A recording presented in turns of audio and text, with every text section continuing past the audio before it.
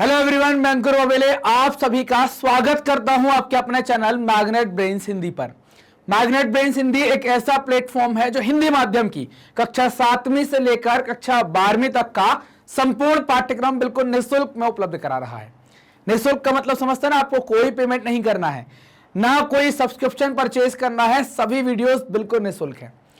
आपको वो भी वीडियो जो मिलते हैं वो बेस्ट क्वालिटी के साथ और बेस्ट फैकल्टीज के साथ उपलब्ध कराए जाते हैं। चलिए बात करते हैं कि इस वीडियो के अंदर हम क्या पढ़ेंगे।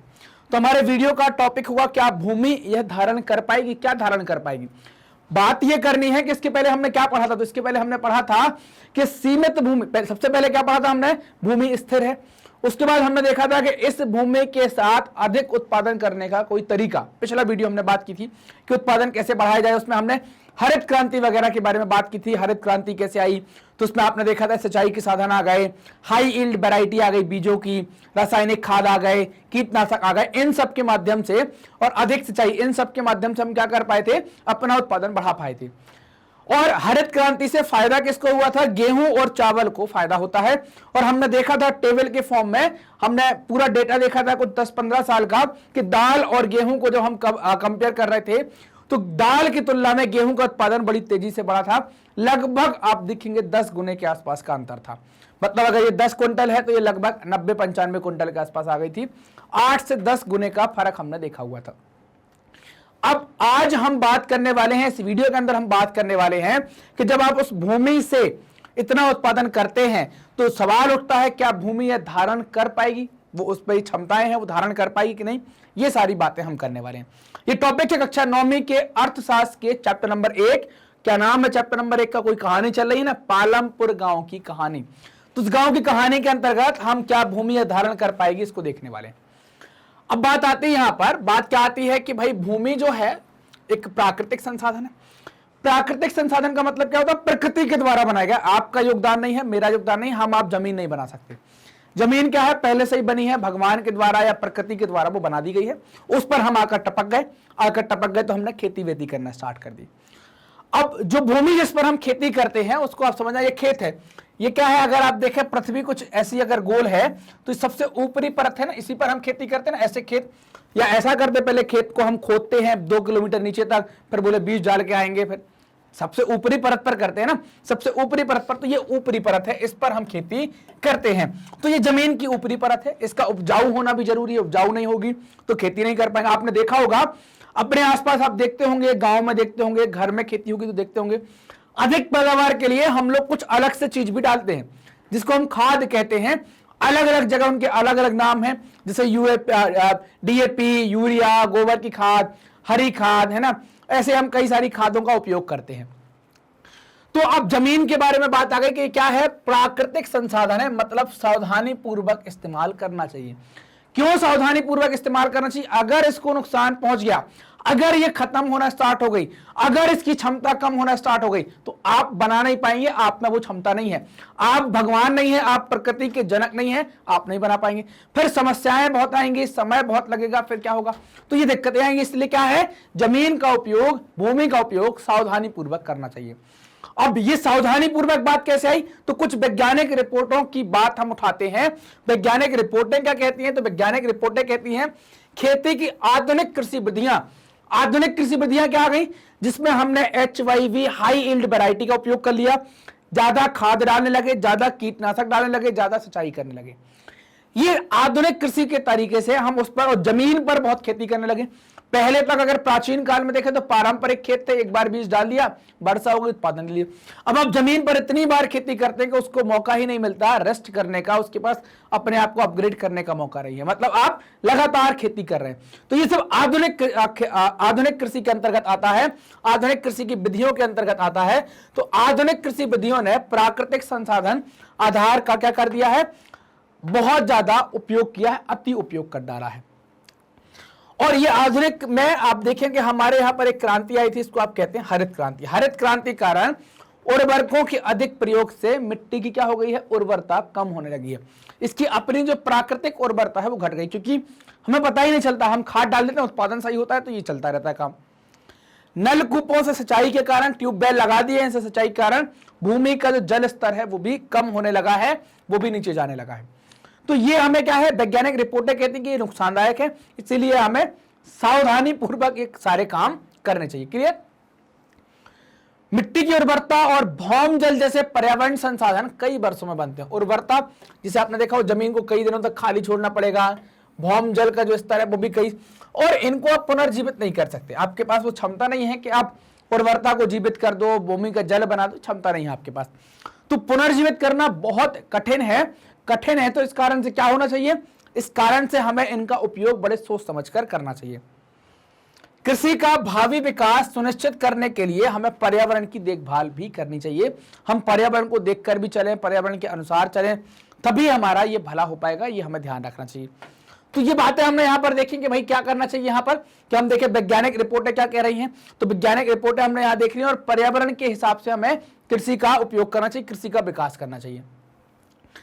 रासायनिक उर्वरकों में क्या होता है, रासायनिक उर्वरक ऐसे खनिज देते हैं, मतलब जो मिनरल्स पौधे के पोषण के लिए जरूरी है, पौधे की वृद्धि के लिए जरूरी है, पौधे के उत्पादन के लिए जरूरी है, क्योंकि पौधे से ही बीज बनेगा, बीज आएगा तो, और बीज में क्या चाहिए भाई, कुछ ना कुछ अगर पोषक तत्व अच्छे होंगे अच्छा बीज बन जाएगा, जो पानी में घुल जाते हैं और पौधों को तुरंत उपलब्ध हो जाते हैं, लेकिन मिट्टी इन्हें लंबे समय तक धारण नहीं कर पाती है ना। क्या है, जैसे आपने डाला यहाँ पर, तो पानी जैसी खाद डाला, पानी डाला, घुल गए, पौधे को मिल गए, पौधा बड़ा हो गया। मिट्टी लंबे समय तक इनको धारण नहीं कर पाएगी। तो पहली चीज तो आपको मिल गई यहाँ पर कि ये भूमि क्या धारण कर पाएगी, तो हमने देख लिया रासायनिक खाद को लंबे समय तक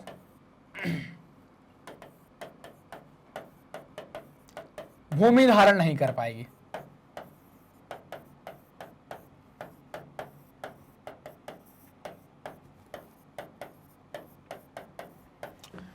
ठीक है, मिट्टी से निकलकर क्या होते हैं, भौम जल नदियों और तालाबों को प्रदूषित कर देते हैं, क्योंकि इसमें केमिकल्स हैं, और पानी बरसेगा तो पानी के साथ बहकर, चूंकि नीचे तक जा नहीं पाते, ऊपर ही रहते हैं, तो पानी के साथ बहेंगे, रिस्क कर जमीन के अंदर जाएंगे तो जमीन का जल, नहीं तो फिर नदियों और तालाबों का जल प्रदूषित करेंगे। रासायनिक उर्वरक मिट्टी में उपस्थित जो जीवाणु होते हैं और जो सूक्ष्म अवयव होते हैं उनको नष्ट कर देते हैं। जीवाणु का मतलब क्या हो गया, तो हम बात करें, जैसे आपने कभी गोबर उठाया हो बचपन में, कभी किसी ने गलती से उठा लिया हो, इसको उठाएंगे, इसको जैसे ही आप इसको जैसे ही आप उठाते ही क्या होता है, कभी कभी आपने छोटे छोटे कीड़े देखे होंगे कई सारी जगह, वो छोटे छोटे कीड़े क्या है, सूक्ष्म जीव हैं। वो सूक्ष्म जीव या बैक्टीरिया या जो जीवाणु क्या करते हैं, कोई चीज पड़ गई है, सड़ रही है, तो उसको क्या करते हैं, धीरे धीरे कोई चीज पड़ी है तो उसको सड़ा देंगे, सड़ने के बाद उसको जमीन में मिला देंगे, जमीन में मिल जाएगी तो वो फिर जमीन के काम की जाएगी।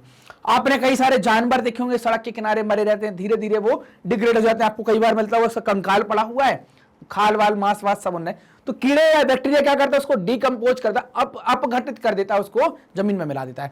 तो इस प्रकार के बैक्टीरिया और सूक्ष्म अवयव खत्म हो जाते हैं और इनसे क्या होता है, नष्ट हो जाते हैं, तो इनसे भी नुकसान होता है। अब ये अपघटन की प्रक्रिया या जो अपशिष्ट पदार्थ मिलते हैं जमीन पर पड़े होते, गोबर, कोई मर गया, कोई पेड़ पौधे डले हैं, उनको अपघटित नहीं कर पाते। इसका यह अर्थ यह है कि उनके प्रयोग से कुछ समय पश्चात मिट्टी पहले की तुलना में कम उपजाऊ हो जाएगी, है ना।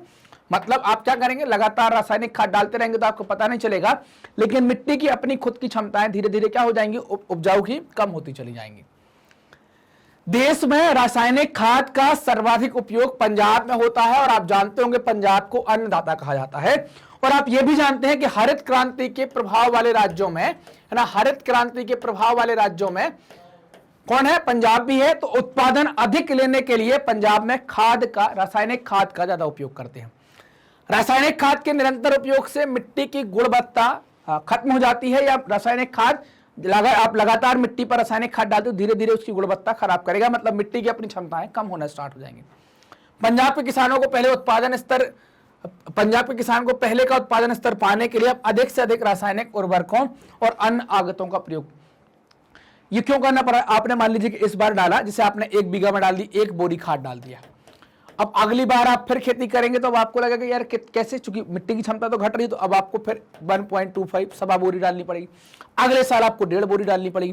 तो क्या हो रहा है, खाद बढ़ते जा रहा है, तो खाद जब बढ़ते जाएगा तो जमीन में जाएगा, घुलेगा तो जमीन का पानी खराब होगा, और जब वर्षा आएगी तो बह कर जाएगा नदियों में, तो नदी और तालाब का पानी खराब होगा, तो प्रदूषण तो बढ़ा ही रहा है, तो और मिट्टी इसको बर्दाश्त नहीं कर पाती। इसका मतलब यह है कि वहां की खेती की लागत बहुत तेजी से बढ़ रही है। मतलब क्या हो रहा है कि भाई बहुत तेजी से वहां पर इन्वेस्टमेंट, खेती की लागत भी बढ़ रही है। अब आपको खेती करने के लिए काफी सारा पैसा लगाना पड़ रहा है। तो आपको क्या समझ आया, भूमि ये धारण कर पाएगी, नहीं कर पाएगी। आप ज्यादा खाद का उपयोग करेंगे तो भूमि की उर्वरकता खत्म होती है, और जो खाद है उसको भूमि ज्यादा देर तक धारण नहीं कर पाएगी, रासायनिक खाद को, और वो वहां से बहकर जाएगा तो भूमि पर स्थित जो जल स्रोत है उनको नुकसान पहुंचाएगा। दूसरी चीज यह है कि अगर आप ट्यूबवेल के माध्यम से पानी निकालते हैं तो जमीन का भौम जल स्तर जो है, ग्राउंड वाटर का जो लेवल है वो कम हो जाएगा, तो भूमि इन सबको धारण नहीं कर पाएगी। हमें ये बात यहां पर समझ लेना चाहिए और समझ में आ जाना चाहिए। तो ये टॉपिक यहां पर हमारा कंप्लीट हो जाता है। आपको ये बात समझ में आ गई, क्योंकि भूमि धारण नहीं कर पाएगी। जो सवाल पूछा गया था क्या कर पाएगी, तो नहीं कर पाएगी, हम ये बात समझ गए हैं। ना रासायनिक खाद का, ना ये आधुनिक जो बहुत तेजी से चल रहा है, इसमें बड़ी समस्याएं भूमि के साथ हो सकती हैं। मैग्नेट ब्रेन्स पर अब आपको मिलता है फ्री एजुकेशन, हाई क्वालिटी, है ना, हाई क्वालिटी एजुकेशन मिलता है। आप हमारे एप्लीकेशन, यूट्यूब के माध्यम से, एप्लीकेशन के माध्यम से, वेबसाइट के माध्यम से, कहीं से भी आप मैग्नेट ब्रेन्स को एक्सेस कर सकते हैं और सभी फ्री वीडियो आप देख सकते हैं। हमारे यहाँ पर खरीदने का कोई ऑप्शन नहीं है, आपको खरीदना नहीं पड़ता, सब कुछ फ्री मिलता है, कोई कूपन नहीं लगाना है, बिल्कुल 100% आप बिल्कुल फ्री देख सकते हैं, कोई पैसा नहीं देखना है, कोई पैसा नहीं देना है ना। हमारे टॉप कोर्सेस आप देखेंगे कि CBSE, Hindi medium, English medium आप देख पा रहे होंगे। एनटीएससी के लिए भी कोर्स चलता है, ओलंपियाड के लिए भी, CUET, IIT, NEET, Bihar, UP board, spoken English, bank, insurance, RRB, SSC, UPSC और जैब कैप। ये सारे कोर्स में कहीं पर भी 1 रुपए आपको नहीं देना है, सब कुछ फ्री है। एप्लीकेशन के ऊपर, वेबसाइट के ऊपर, यूट्यूब के ऊपर सब कुछ आपको फ्री मिलता है। आप हमारे साथ जुड़ सकते हैं हमारे सोशल मीडिया प्लेटफॉर्म पर। आप यूट्यूब पर सर्च कर सकते हैं मैग्नेट ब्रेन्स और magnet brains Hindi. Facebook, Twitter, Insta और आप टेलीग्राम के माध्यम से भी आप मैग्नेट ब्रेन्स के साथ जुड़ सकते हैं। वहां पर आप सर्च करेंगे मैग्नेट ब्रेन्स तो आपको मिल जाएगा, उनसे जुड़ सकते हैं। तो आपको जो आगे की जानकारियां हैं, जो इन्फॉर्मेशन है, वो हमारे सोशल मीडिया प्लेटफॉर्म पर मिल जाएगी। यूट्यूब से तो आप परिचित हैं, यूट्यूब पर ही आप वीडियो देख रहे हैं, यूट्यूब पर ही आपको वीडियो मिल रहा है, यूट्यूब से ही आप हमसे जुड़े भी हुए हैं। आप जानते हैं कि मैग्नेट ब्रेन्स हिंदी माध्यम के विद्यार्थियों के लिए 7वीं से लेकर 12वीं तक का संपूर्ण पाठ्यक्रम फ्री में उपलब्ध करा रहा है। और इतना कुछ फ्री में उपलब्ध करा रहा है तो हमारी कुछ इच्छा है, पैसा तो हमें चाहिए नहीं, आप जानते हैं। हमें क्या चाहिए, आपका प्यार चाहिए। और प्यार कैसे हमारे ऊपर लुटाएंगे आप, मैग्नेट ब्रेन्स हिंदी को आप सब्सक्राइब करेंगे, हमारे वीडियोस को लाइक करेंगे और अपने दोस्तों के साथ शेयर करेंगे, उनसे बोलेंगे आप भी हमारे ऊपर प्यार लुटाइए। कमेंट सेक्शन में जाकर आप हमें बता सकते हैं कि आपको वीडियो कैसे लग रहे हैं और आप अपने डाउट भी पूछ सकते हैं। मिलते हैं अगले वीडियो में, तब तक बने रहिए हमारे साथ, मस्त रहिए, स्वस्थ रहिए, पढ़ते रहिए। धन्यवाद।